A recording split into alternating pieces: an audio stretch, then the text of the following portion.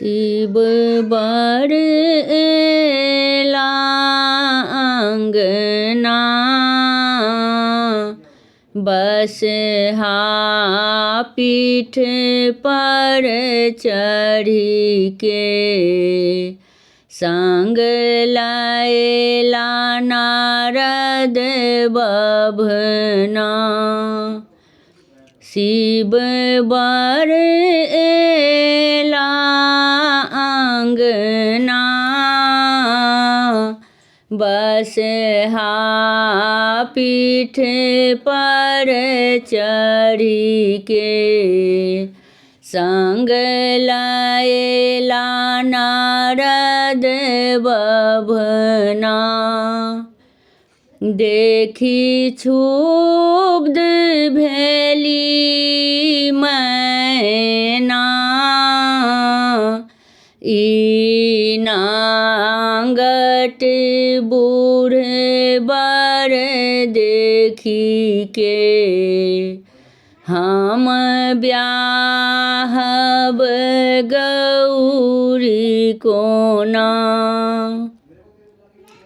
शिव बर एला अंगना बसहा पीठ पर चढ़ी के संग लाएला नारद बभना। नहीं छन धन बीत आंगना रखता कौन विधि धिया के की कर्म लिखल विधना। नहीं छन धन बीत आंगना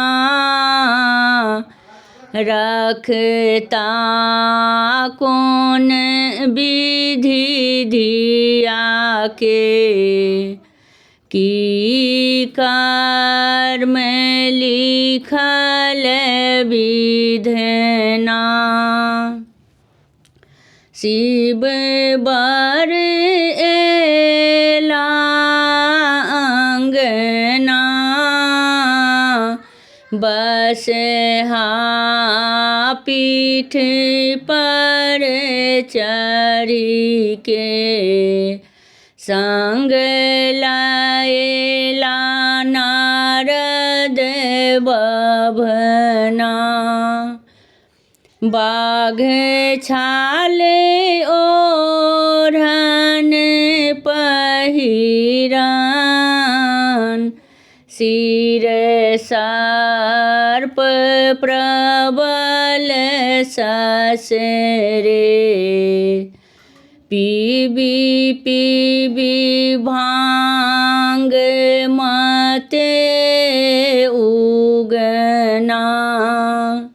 शिव बर एला अंगना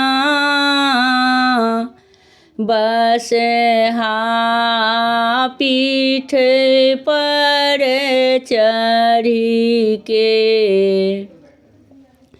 संग लाएला नारद बभना।